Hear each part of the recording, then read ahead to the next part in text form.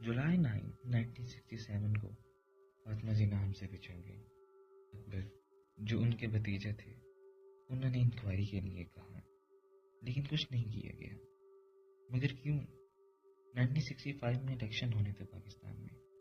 ایوب یہ جانتا تھا کہ فاطمہ جینا نہیں جیتنا ہے۔ اس نے فاطمہ جینا کو را کا ایجنٹ اور غدار کہہ کر فاطمہ جینا پر غداری کے الزامات لگا دیے۔ عوام نے ان الزامات کو سرے سے رد کر دیا، لیکن ایوب 1965 میں پریزیڈنٹ بن جاتا ہے۔ مگر کیسے؟ پائن دھاندلی سے۔ تقریباً 2 سال کے بعد ایوب کے ہوتے ہوئے جولائی 9 1965 میں فاطمہ جینا کا ہو جاتا ہے مرڈر، لیکن کوئی انکوائری نہیں، کچھ نہیں۔ بنگال ٹوٹ رہا تھا اور یحییٰ مزے کر رہا تھا۔ یحییٰ جانتا تھا کہ بنگال ٹوٹ رہا ہے، لیکن جنرل پیپا شرابوں میں اور نور جہاں میں مست تھا۔ کسی نے کہا تھا نا، آگ لگے بستی میں ہم اپنی مستی میں۔ یحییٰ نے میرا درست ثابت کیا اس بات کو۔ پاکستان کو توڑنے کی سازش کامیاب ہوئی اور پاکستان 2 حصوں میں تقسیم ہو گیا۔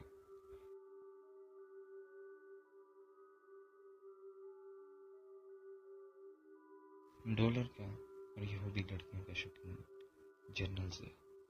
1979 میں جب رشیا نے افغانستان پر حملہ کیا تھا تو ویسٹ کی طرف سے ضیاء سے کہا گیا کہ تم جنگ لڑو اور افغانیوں کو اپنے ملک میں رکھو۔ ایکسپرٹس نے ضیاء کو خبردار کیا تھا کہ نہ یہ ہمیں بعد میں بہت مہنگا پڑے گا، لیکن فائن ضیاء کو تو ڈالرز نظر آ رہے تھے اور یہودی لڑکیوں کا تو ویسے ہی بڑا شوقین تھا۔ بس پھر کیا تھا، آج افغانیوں کی صورت میں میں اور آپ دیکھ رہے ہیں جو ہمارے ساتھ ہو رہا ہے۔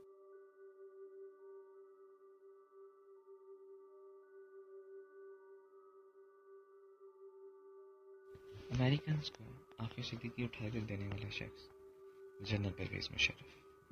نہ صرف عافیہ، نہ جانے کتنے لوگ ڈالرز کی خاطر دے دیے، یہ کہہ کر کہ ان کا تعلق طالبان اور القاعدہ سے ہے۔ ہم نے ایران کو نیوکس بنانے کے لیے مدد دی اور اس نے جا کر امریکہ کو دے دیا کہ پانی یہ دیکھیں ہمیں پاکستان نے یہ دیا ہے، اور ہمارے اس چول آدمی نے ڈاکٹر عبدالقدیم خان پر ڈال دیا کہ پانی یہ وہ بندہ ہے جس نے یہ سارا کام کیا، ہمیں تو کچھ نہیں پتا۔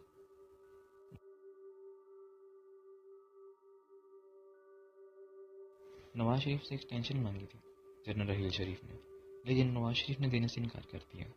پھر باجوہ جیسی عظیم اور اعلیٰ و عرفہ شخصیت ہمارے گلے میں ڈال کے پائیں۔ خیر، جنرل صاحب بہت زور لگا رہے تھے، لیکن اسی دوران جنرل صاحب کو عربوں کی طرف سے آفر آتی ہے ڈالروں کی، اور جنرل صاحب حلال کے ڈالرز کے پیچھے روانہ ہو جاتے ہیں اور تقریباً 36 ملکوں کے کمانڈر بن کے وہیں تلواریں چلاتے ہیں۔